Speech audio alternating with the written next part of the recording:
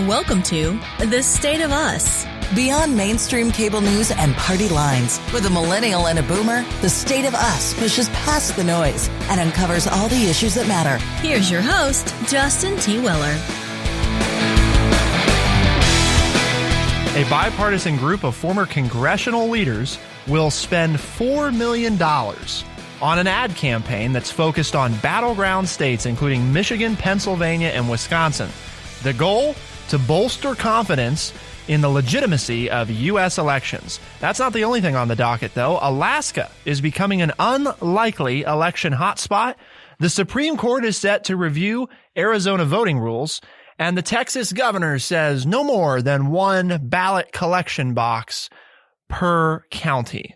We've got a lot to talk about today, a number of things, all related to voting and whether or not we as Americans can trust that our vote and the integrity of it will be successful this November. Hopefully it's obvious why you care, how we vote and how safe it is and how accurate it is. All are part of determining the next president of the United States, which inevitably affects everybody that lives in this country in one way or another. So should be pretty clear, but we couldn't begin a conversation on voting and America without True Chat senior historian and an educator of more than 30 years. Here is your friendly redneck liberal, Lance Jackson. First off, I'm really excited about today's episode. I love to talk about the voting process here in the United States of America, but I don't usually have much negatives to say about the media. We like the media for the most part, but I've got to say something, and it's not fake news. It's misleading news. Please disregard every national poll number that some reporter wants to stick in your face and talk about the election then afterwards. It doesn't matter, folks.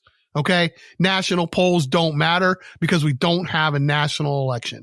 What we have are 50 plus little tiny elections across this country that we tally up the votes in the Electoral College and declare a winner. So national polls don't matter.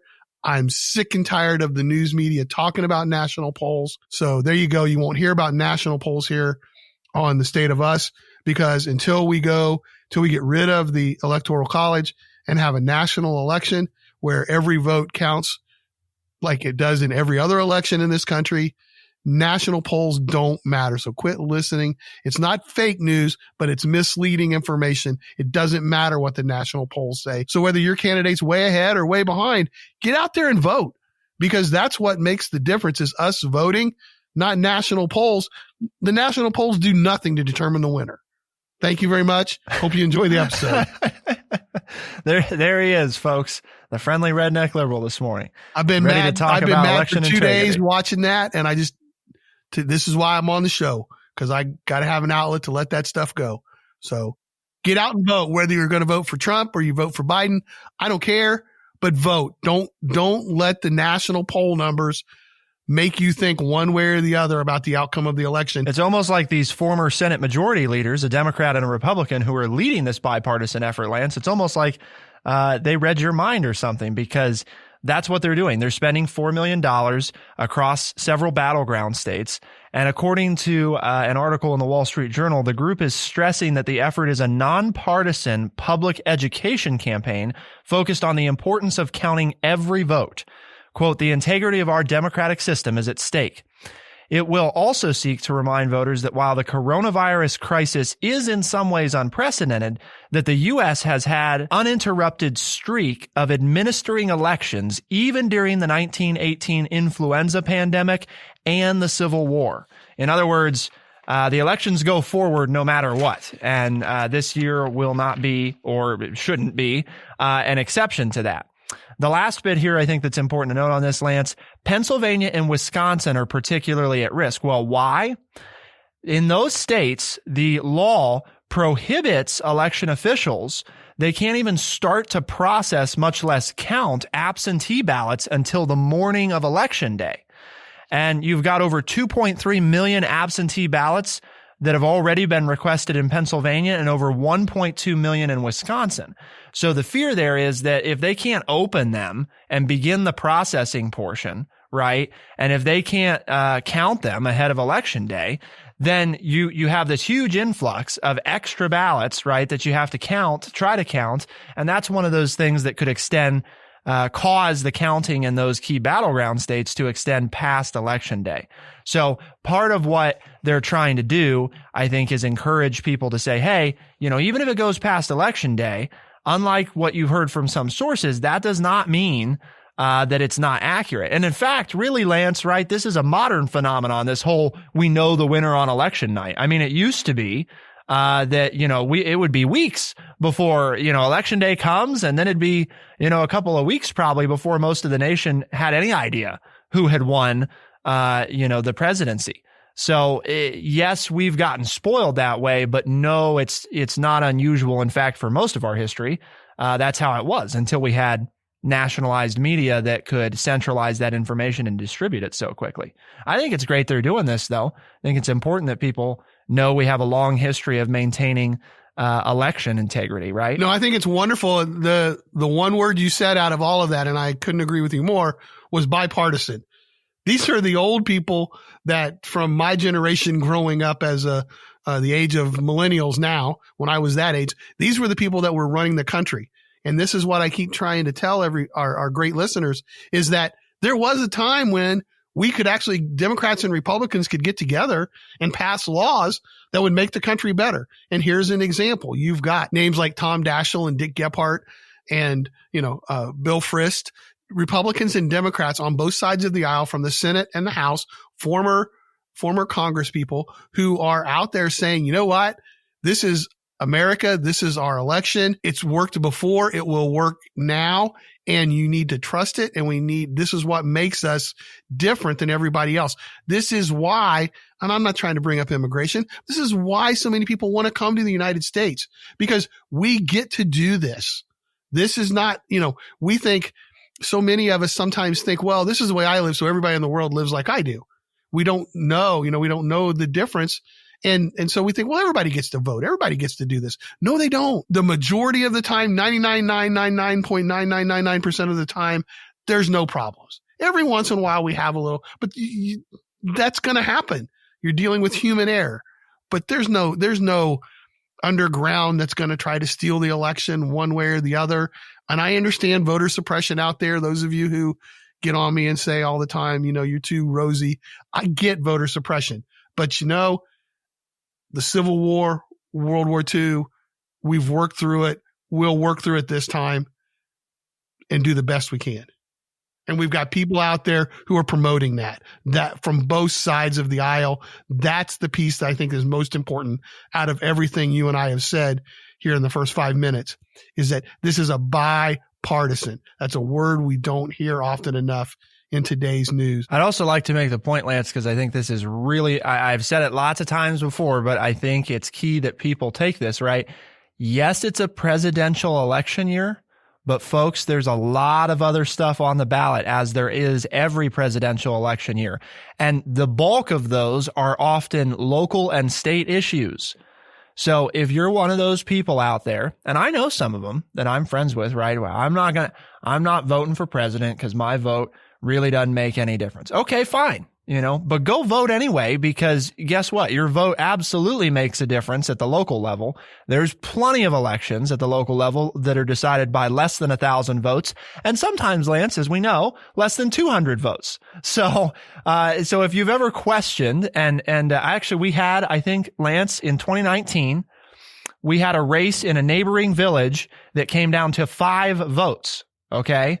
So and that makes a difference, right? One candidate over the other, or there's also lots of issues that you probably have to vote on locally this year too. Things like school levies, senior center levies, library, all kinds of stuff like that. Right. That's what I was going to point out. They don't, you say, well, I don't want to vote for politicians. They're all crooked. It doesn't matter whether it's okay by, whatever person, whatever office, and I won't, expunge on any office there. But okay, so you don't want to vote for an office. Do you want to vote for the tax levies that your town is facing?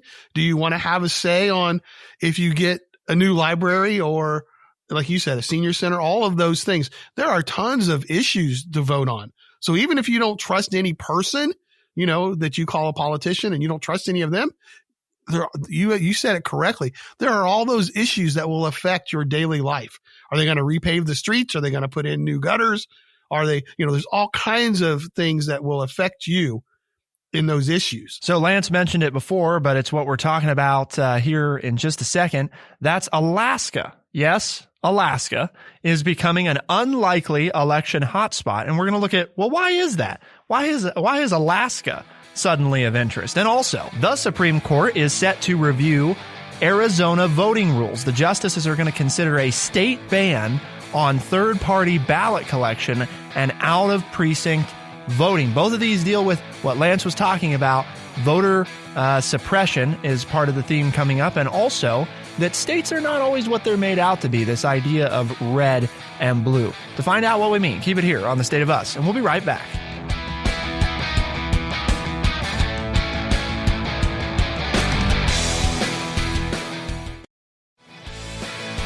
We are The State of Us. Here's your host, Justin T. Weller. You can follow along at thestateofus.org. We've got the article linked there. Alaska is becoming an unlikely election hotspot. Polls show a competitive Senate race between GOP incumbent Dan Sullivan and Al Gross, an orthopedic surgeon who's running as an independent with the Democratic Party backing. And in fact, Gross benefited from a surge in donations to Democratic Senate candidates following the death of Supreme Court Justice Ruth Bader Ginsburg. More than $3 million in 3 days. The Mitch McConnell-aligned Senate Leadership Fund last week reported a nearly $700,000 expenditure to aid the Sullivan campaign. Sullivan's campaign didn't respond to requests for updated fundraising data, but reported over $5 million in cash on hand. Political forecasters, Lance, and this is the key here because this goes to this red and blue state idea, right, that we talk about. Political forecasters like 538 rate the state, Alaska, as one of the most elastic states in the country, meaning that it is prone to big shifts in voter preference based on the national political environment. Its other senator, Lisa Murkowski, is one of 2 Senate Republicans who oppose voting on a new justice during an election year. So this is one of those, right? We don't think of Alaska, Lance, as a quote unquote swing state, but what they are saying is it's an elastic state. And what they mean by that is their voters look at what's going on, right? And they're maybe more discerning about, we're not really so interested in whether they're Republican or Democrat. We're more interested in who we think is going to protect us and look out for our interests. And even though Alaska generally is indeed a red state, that doesn't mean, right, that the reason they're red is just because they like Republicans. It means that they have felt more consistently that Republicans are on their side than Democrats. But right now they're looking and they're saying, well, we got this independent here and we're liking what he's saying, and we're not so fond of Dan Sullivan, Mitch McConnell's puppet, and Donald Trump's puppet. We don't know if we want that, Lance. They're uncertain about that. Right. Right. Well, and I'm gonna, this isn't at you, but this is, my second old man rant, and very quickly here. I will not use the terms red state and blue states anymore after we did our book. And so, apologies to you for saying that, but there is, in my mind, there are no such things. And I'm going to do my little part in educating Americans that there is no such thing, because I think that is part of the reason that we have that wedge driven between us, is when people talk about red states and blue states. What you're talking about here is the people in Alaska actually vote their conscience and vote their minds. They don't worry about political affiliation. They just look and see, okay, what's this person doing for us? And are they representing our state? And so therefore they vote then for whichever candidate is supposedly representing them the best, which is what we're supposed to do. And that's what happens in every state, because very rarely does a candidate get more than 60% of the vote in their state, which means 40% or more voted against them. So it's not red and blue. Every state is some shade of purple, and Alaska, it just happens to be a really purple state where they are independent. To live in Alaska and to live in that environment and to have to live the way, the strong outdoor type life that they have, because of the weather and the environment up there in the land, it makes perfect sense that they would be very independent voters, very independent minded voters who don't look and vote party line, that they look at who's representing them and what they're going to do. And, the proof is in the pudding. You support us, then we'll elect you. We don't care whether you're a Democrat or Republican. So, kudos to Alaska. Yes, it is interesting that we have to watch them because they're not a big player in the Electoral College with their 3 votes, their 2 senators and 1 representative. But I really like the fact that they, as a state, tend to vote their conscience and not their political party. It just goes to show, like Lance said, right, that the only reason we have this notion of red and blue states is because, and here's the other thing, not of the Electoral College, right? Because the Electoral College is not a winner-take-all system. It's the states that have put a law in place that says my state is a winner-take-all state, where, if, for example, in Ohio, right, if Donald Trump gets 51% of the vote, and Joe Biden gets 49% of the vote, Ohio will award not 51% of its electors, but all of its electors, 100% of its electors will go to Donald Trump. And that's, again, I'm not saying that that's what's going to happen. I'm saying that is how it works, regardless of the candidates.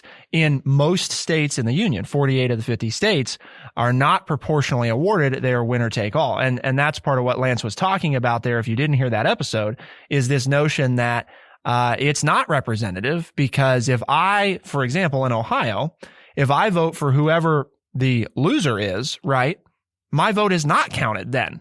On the national level. It is not represented at all in the national election because I am in a winner-take-all state. So my vote just doesn't count anymore, and I am basically, or you could say my vote is counted, but I am forced to vote for the candidate that I didn't vote for.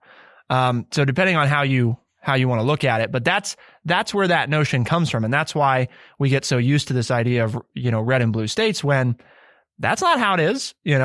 I hate, Lance. It drives me crazy. And, I try not to use the word hate, but I hate that the mainstream media right now has mostly written off Ohio as a swing state. It angers me to no end because they said, well, 2016, right? We saw, they went, 60% for Trump. So, yep, they're not a swing state anymore. They're a red state. Yep, all done. And now this year, right? Biden is in a 5-point lead outside the margin of error right now in Ohio.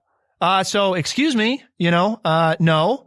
Don't do that, because that is what, like you said, that's what causes so much of the division, is those damn national pundits staring down voters and saying, well, you're in a red state, you're a blue state. So, if you think differently, don't share your thoughts because nobody else in your state thinks that way because you're a red state or you're a blue state. And it's like, no, that's, that almost nobody, very few people are exclusively, red or blue, right? Most of them lean one way or the other, but share perspectives from the other side. The rest of you are just like us in Ohio, unless you happen to be from Maine or Nebraska.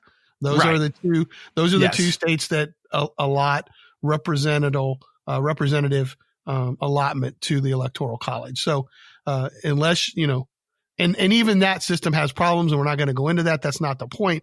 But daggone it, if join the movement. Quit talking about red states and blue states. Talk about purple states and voting your conscience, not your political party. As we're talking about, Lance, the election, we can't not talk about election integrity, right? Because kind of in the first segment, we touched on ensuring confidence in the vote. Part of ensuring confidence is also understanding what different states are doing. And even if you don't live in these states, it's important to know because a lot of what happens in one state has an effect on others. And in fact, that's the very argument that's happening in Arizona right now. The Supreme Court has agreed to take up a case, and Arizona in 2016 enacted a law that bars get out the vote operatives from collecting and submitting ballots. Okay, so what do we mean here?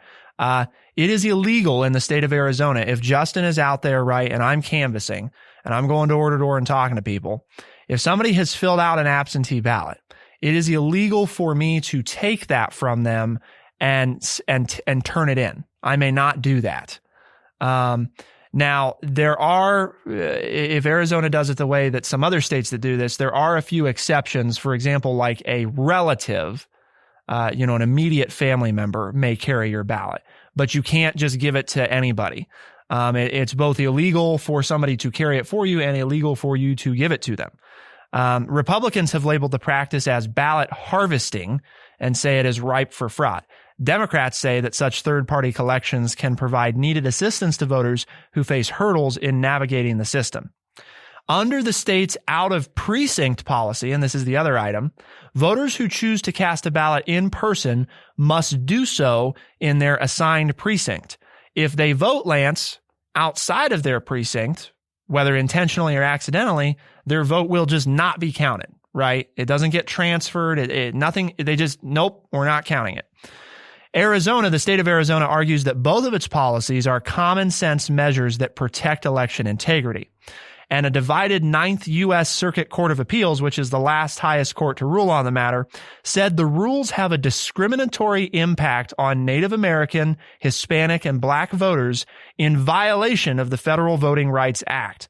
The court also found that the state's criminalization of ballot collection was enacted with discriminatory intent. Dissenting judges said Arizona's rules were well within the range of regulations adopted around the U.S.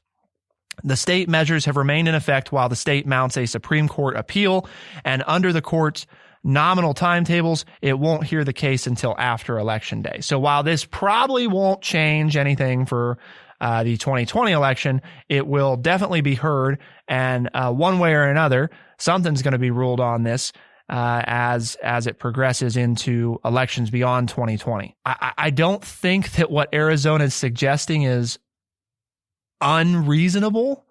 Is it necessary, though? Well, there's two things here that I have, and that's one is we've had plenty of bipartisan election committees look, and the voter fraud issue has been said time and time again to be null and void. But the appearance of a third party taking a ballot from another person and delivering it, the appearance is just not good. You know what I'm saying? I mean, it makes it easy to argue that. However, after what went on in Georgia in 2018 with voter suppression, and we see that states and governors are moving polling places without really telling people about it. So I go to my normal polling place that I've gone to for the last 20 years, and they say, yeah, you're not voting here. We closed this precinct, or we redrew the line, and now you have to travel 20 minutes away in a major metropolitan city and find a place to park and da-da-da. They're just making it harder to vote, which is a form of voter suppression.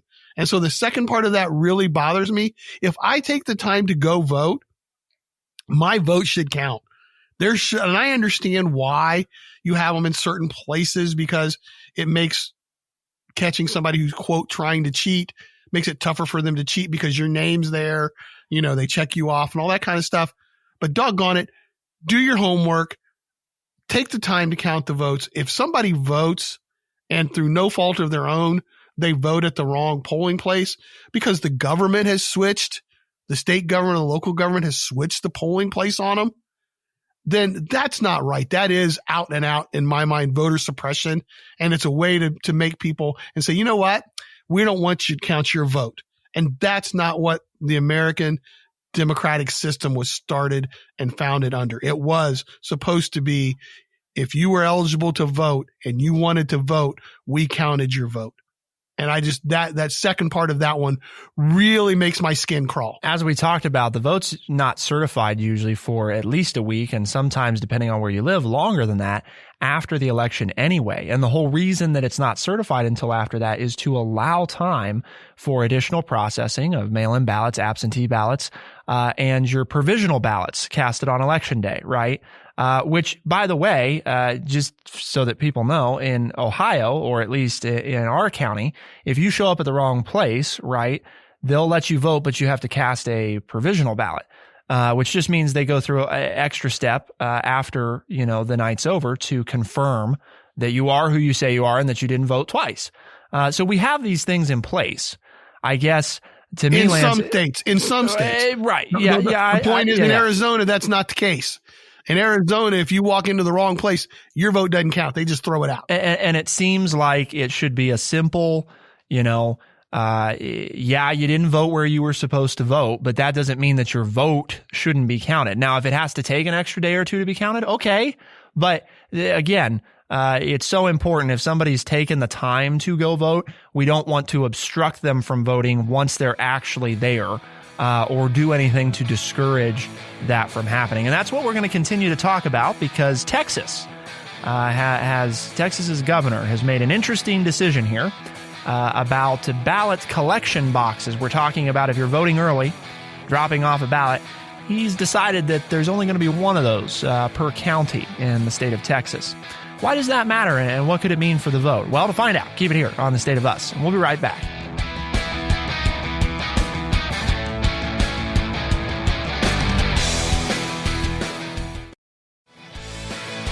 We are The State of Us. Here's your host, Justin T. Weller. As many people know, the Democrats like to continue to tell us that Texas is going to go blue one of these days, and it may very well. It's definitely showing us, right, that there aren't red and blue states, and that many states are diverse and full of different ranges of people. Even though it is a winner-take-all and therefore has been a quote-unquote red state pretty historically, it continues to get closer to that purple territory.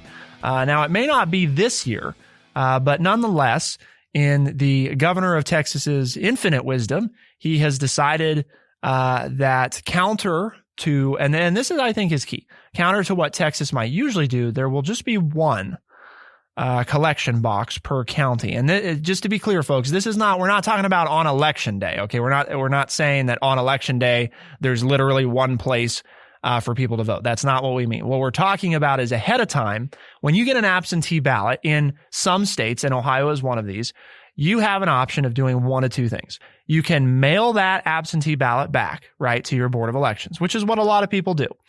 Or you can take it and, actually, there's three things you can do. Sorry. You can take it physically and hand it in at your Board of Elections, right, to your local staff there. Or the other option is, and this is what some states have like Ohio, there is a drop box, and you just stick it in the drop box, and it's right there at the Board of Elections usually, or near the Board of Elections, and then they come and check it.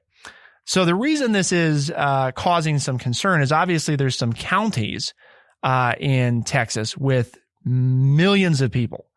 And you're saying this has got to be one big frickin' box, Lance. Initially, I was kind of like, well, I mean, here in Champaign County, we have one collection box, and it's at the Board of Elections. And that does mean that some people have to drive an hour or more round trip in our county if they want to drop it off. I guess the counter to this, though, Lance, would be, right, that you don't have to do it that way. You can mail it in. Again, that goes back to the intent, right? Not so much the actual what it is. What's the purpose of this? We have a national election, but we allow each individual state, the 50 states in the District of Columbia, to decide how they want to collect the votes. And so we don't necessarily have a system that everybody has to follow.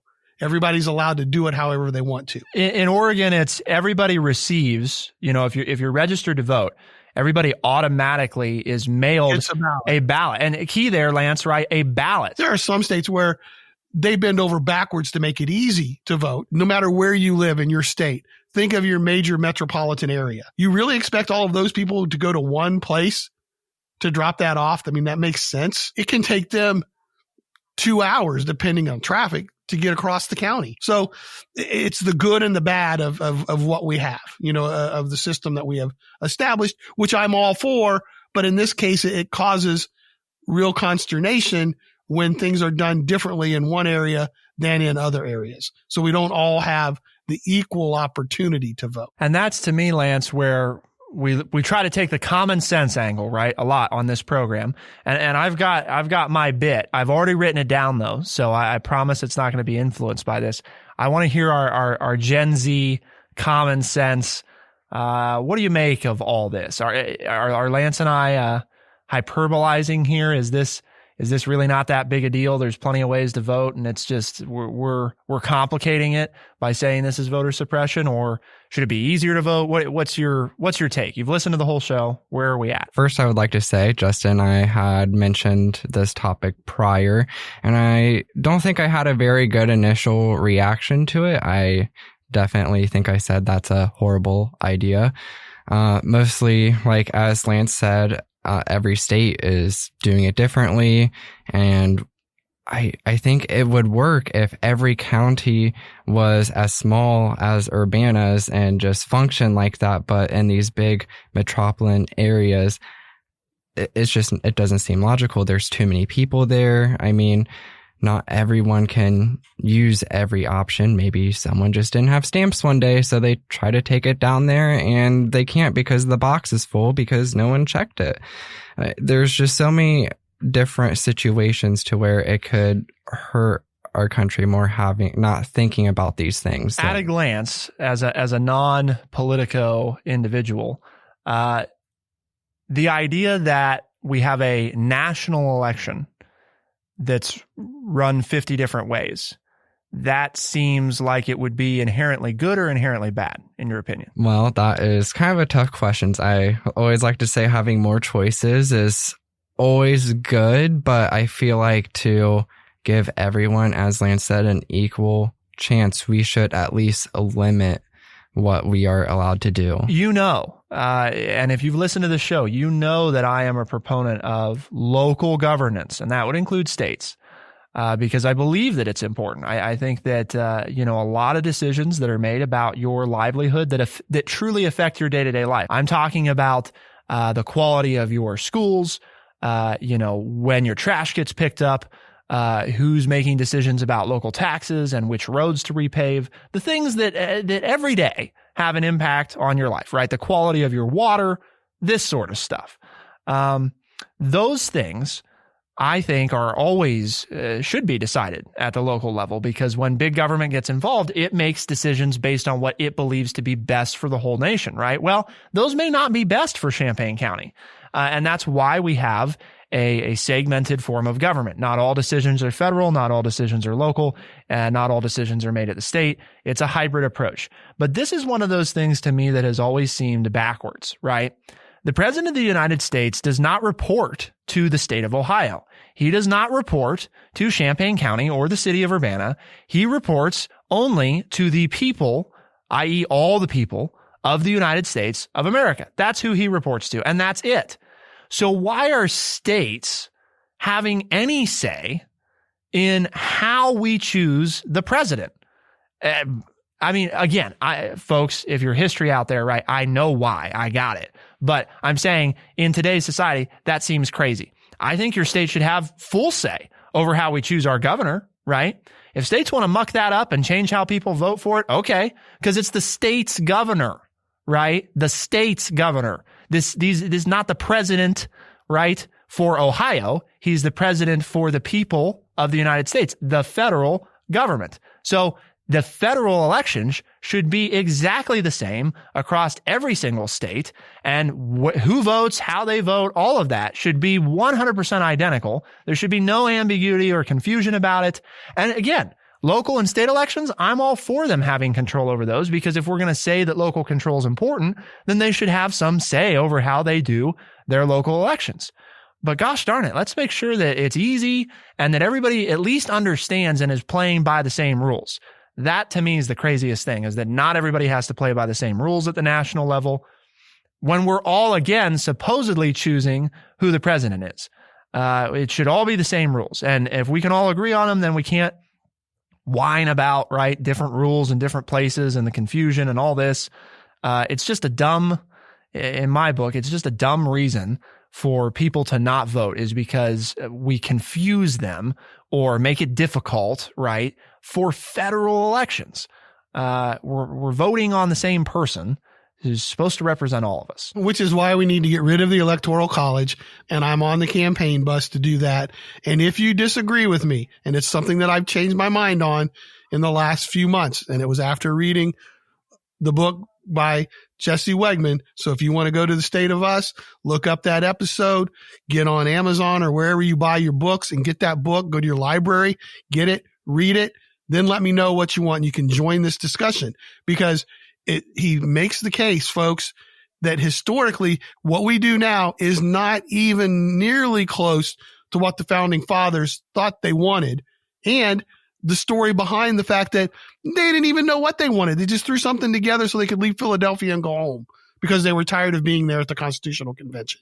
So please, if you are a strong supporter of the Electoral College for any reason, please go get this book and read it. And after you read the book, if you still feel that way, wonderful. We can have a great debate.